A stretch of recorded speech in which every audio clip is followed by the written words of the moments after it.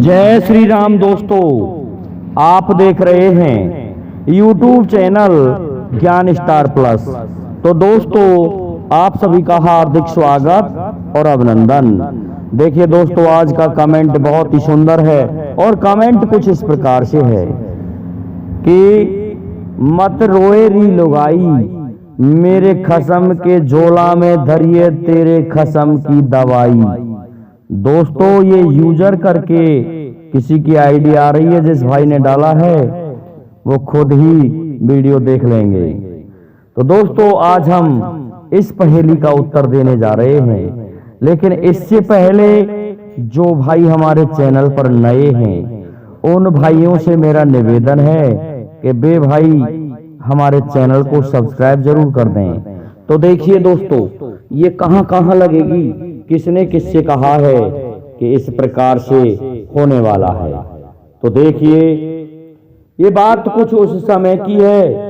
एक वीडियो में एक भाई ने भी हमारे लिए कमेंट लिखा है कि ये किस पुराण में लिखा है कि उर्मिला शेषनाग की पुत्री थी।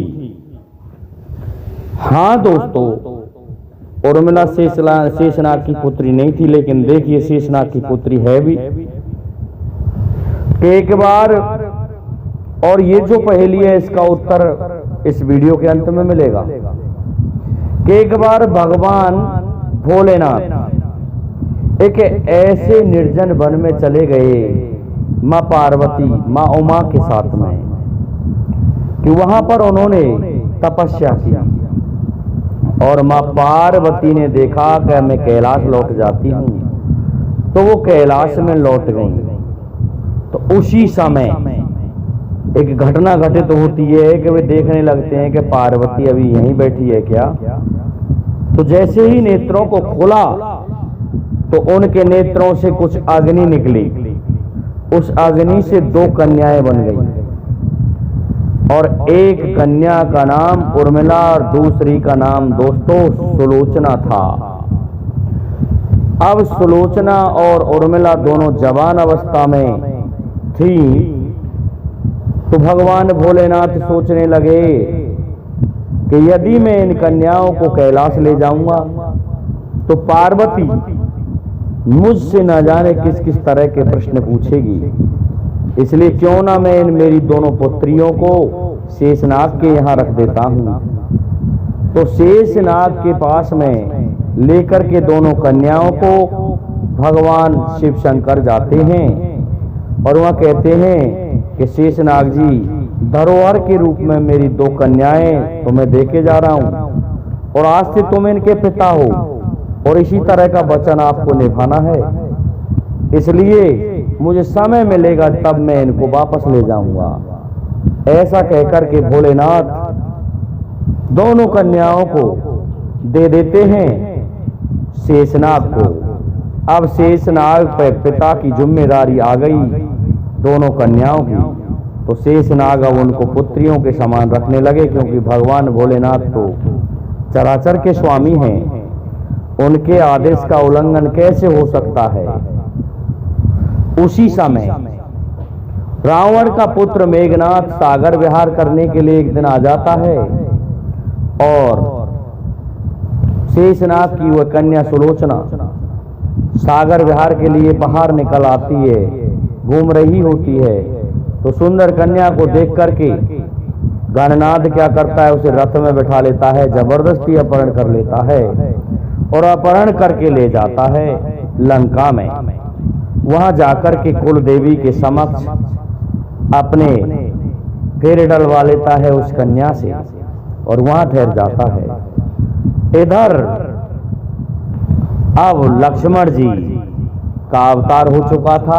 शेषनाग जी लक्ष्मण जी के अवतार थे, और जो उर्मिला थी, उर्मिला को एक दिन जनक का भाई शीरध्वज ले आता है, और जब शीरध्वज ले आया तो भगवान राम ने जिस समय धनुष तोड़ा था तो माता सीता से उनका विवाह हुआ, भरत जी का विमांडवी से हुआ, और उर्मिला का विवाह लक्ष्मण जी से हुआ। लेकिन उस समय एक आकाशवाणी विशेष ब्राह्मणों द्वारा की गई कि ऐसा है, ये पुत्री जो तुम्हारी है इसका पति मारा जा सकता है। तो दोस्तों इस बात को सुन के उर्मिला रोने लगती है कि फिर मेरा विवाह इनके साथ क्यों किया जा रहा है। वो रो रही थी। उस विवाह में वानर राज बाली की पत्नी तारा भी पधारी थी। और देखिए तारा का पिता था सुखैन वैद्य। सुखैन वैद्य की भी दोस्तों जो पत्नी थी वह उस विवाह में पधारी थी, माता सीता जी के स्वयंवर में पधारी थी। क्योंकि दोस्तों हम जिसे मैदानव कहते हैं वो सुखैन वैद्य ही थे। ये रामचरितमानस में ना लिख के ये कथा आपको वाल्मीकि रामायण में मिलेगी। तो जब उर्मिला रोने लगती है तो उस समय सुखैन वैद्य की पत्नी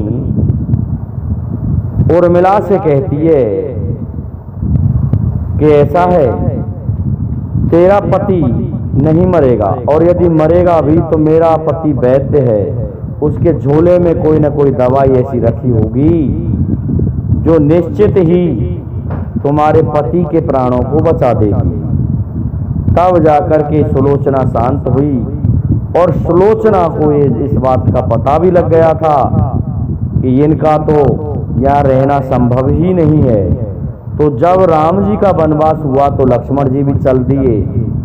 इसी कारण से सुलोचना ने लक्ष्मण जी को नहीं रोका, क्योंकि उनको पता था कि इन पर ही संपूर्ण पृथ्वी का भार रखा है और इनको शक्ति भी लगेगी। इस कारण से उर्मिला एक पैर से खड़ी होकर के तपस्या में लीन हो गई और प्रत्येक दिन अपने लक्ष्मण के लिए दीपक जलाती थी। तो इस प्रकार से ये सुलोचना को पता था। होता क्या है, जब मेघनाथ और लक्ष्मण जी का युद्ध हुआ तो उस समय शक्ति छोड़ी गई मेघनाथ के द्वारा, वो लक्ष्मण जी की ठीक छाती में आकर के लगी। तो इस बात का पता किसको चलता है दोस्तों? सबसे पहले उर्मिला को। उसके दीपक बुझ गए थे कि मेरे स्वामी मर गए, तो फिर रोने लगती है आकाशवाणी को सत्य मानते हुए। और जब रोने लगती है तो दोस्तों पहले ही कह चुकी थी सुखैन वैद्य की पत्नी कि मत रोवे री लुगाई, तेरे खसम मेरे खसम के झोला में रखिए तेरे खसम की दवाई।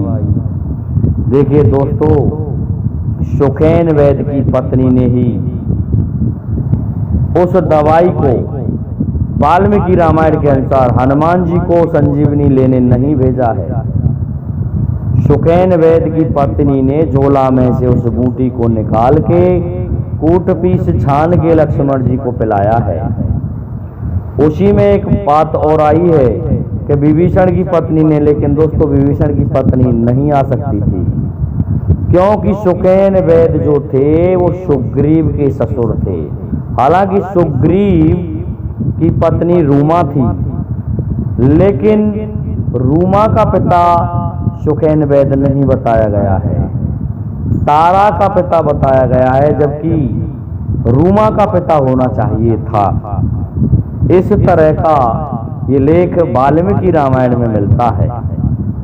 तो दोस्तों ये बात उर्मिला से सुखैन वैद्य की पत्नी ने उस समय कही थी जब उसे आकाशवाणी के द्वारा विवाह के समय यह ज्ञात हुआ कि तुम्हारे पति को तो एक शक्ति लगेगी और उनका देहांत हो जाएगा। तो जब वो रोने लगी तो इस बात को सुखैन वैद्य की पत्नी ने कहा था कि मत रोवे री लुगाई, और मेरे कसम के झोला में धरिए तेरे कसम की दवाई। एक तो श्रीमान जी इस जगह लगती है, दूसरी कहीं महाभारत में भी लग रही होगी निश्चित है, क्योंकि कहीं ना कहीं किसी के झोला में कोई दवाई जरूर धरी होगी। या फिर बब्रुवाहन और अर्जुन के युद्ध में भी ये हुआ था। उसमें भी जब वो रो रही थी चित्रलेखा, चित्रवाहन की पुत्री अर्थात बब्रुवाहन की माता, जब वो रो रही थी, युद्ध में अर्जुन मारा गया, तब कहा था कि मत रोवेरी लुगाई, मेरे खसम के झोला में धरिए तेरे खसम की दवाई। वो कौन थी कहने वाली? वो एक नाग कन्या थी। उस नाग ने ये कहा, नाग कन्या ने ये कहा था कि मेरे खसम के झोला में रखिए तेरे खसम की दवाई। कि उनका पति एक नाग था और नागों में अर्जुन के संबंध थे, क्योंकि उलूपी नागवंश की थी। तो जब रो रही थी चित्रवाहन की पुत्री चित्रलेखा, बब्रुवाहन की माता, तो उस समय वहां वो नाग कन्या आई थी और उसने अपने पति के बारे में कहा कि उसके यहाँ एक मणि रखी है, उस मणि को यदि तुम्हारे पति का शीश जोड़ के रख दिया गया तो निश्चित है तुम्हारे पति के प्राण बच जाएंगे। तो दूसरी यहाँ लगती है श्रीमान जी, मैं समझता हूँ आप सभी को हमारा ये वीडियो अच्छा लगा होगा, इसलिए अब आप सभी से मेरा निवेदन है कि आप हमारे इस वीडियो को लाइक, शेयर और सब्सक्राइब कीजिए, साथ ही बेल आइकन को भी प्रेस कर दीजिए, जिससे कि आने वाले वीडियो का नोटिफिकेशन आपको मिलता रहे। दोस्तों, जय हिंद, जय भारत, जय जय श्री राधे, जय जय श्री राम।